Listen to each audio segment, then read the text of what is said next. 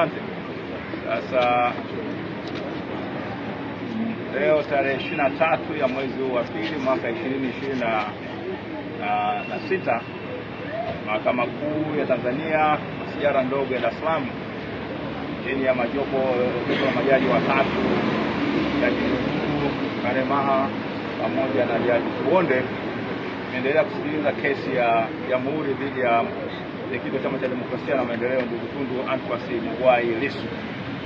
Na leo ilikuwa kutokana na ile ahadi ambayo mahakama ilikuwa imetoa mnamo siku ya Ijumaa kwamba leo itakuwa ni siku ya kusikiliza kupokea taarifa au notice ya serikali ya nia yao ya kuweza kuleta ushahidi wa ziada au ushahidi wa nyongeza tofauti na ule au kwenye ule ambao walikuwa wameshautoa tayari kule katika mahakama ile ya ukabidhi ya Kisutu. Sasa yale maelezo ya Kisutu yaliletwa hapo mahakamani yakawasilishwa ule mwezi wa saba. Sasa kesi imeanza kusikilizwa na majaji, na mwisho wa siku sasa tunapoendelea siku ile ya Alhamisi serikali walileta notice mahakamani wakamkabidhi mwenyekiti wa Chama cha Demokrasia na Maendeleo, alafu vile vile wakaiarifu mahakama kwamba wanataka kutumia huo ushahidi. Lakini ambacho baada ya mwenyekiti kupitia ile notice akagundua kwamba yule ambaye anatakiwa kutoa ushahidi wake, ile notice inamhusu yule mtu ambaye tayari alishawasilisha ushahidi wake katika mahakama ya ukabidhi au ile mahakama ya hakimu mkazi pale Kisutu katika inapokuwa na madaraka ya ukabidhi. Sasa mwenyekiti akawa ametoa taarifa kwamba atawasilisha pingamizi siku ile notice itakapowasilishwa rasmi au itakapozungumzwa rasmi mbele ya mahakama. Na leo ndivyo ambavyo imetokea. Leo serikali wameweza kuwasilisha rasmi hiyo mbele ya jopo la majaji hiyo notice na kuweza kuizungumzia lengo lao.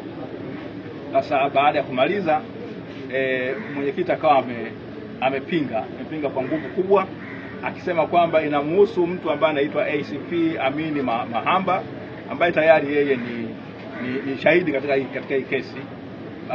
Hajatoa tu ushahidi wake, lakini ushahidi ushapokelewa, ule msingi ushapokelewa kule katika mahakama ya ukabidhi ya pale Kisutu. Kwa hiyo amesema kwamba ambacho wanafanya inapingana na kifungu cha 308 cha sheria mwenendo wa makosa ya jinai. Sasa akasema kwamba kesi hiyo itakuwa ni kama njia mojawapo ya kutaka kubadilisha hati ya mashtaka.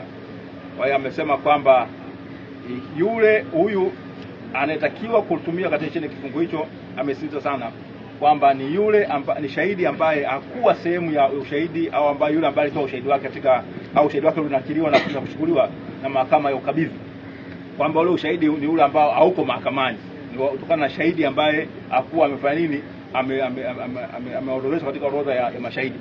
Upande wa serikali umepinga kwa nguvu kubwa, unasema kwamba una haki ya kutumia hicho kifungu, kwamba kinaendana au kinarandana na kifungu cha 263 kifungu kidogo cha pili cha sheria ya makosa ya jinai, ya mwenendo wa makosa ya jinai, na vile vile 308.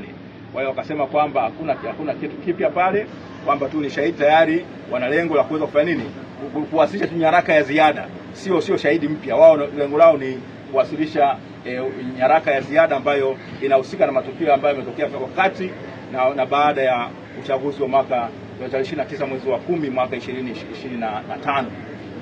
Katika majibu yake ya kumalizia au ya mabezo, mwenyekiti wa Chama cha Demokrasia na Maendeleo ndugu Tundu Antipas Lissu amesema kwamba hapana, anayetakiwa kutoa ushahidi katika kifungu cha 308 ni yule ambaye hakuwa shahidi ambaye ameorodheshwa katika mahakama ya ukabidhi.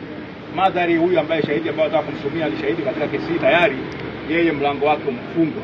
Kwa hiyo amesema kwamba mahakama isikubali, kwa sababu ikikubali itasababisha lile sanduku la Pandora au sanduku la mizimu na wadudu mbalimbali kufunguka, na kwa hiyo mambo mengi ambayo yasiohusika ikiwemo na yale yaliyotokea na mauaji ambayo yalitokea tarehe 29 mwezi wa 10 yatazungumzwa na mahakama.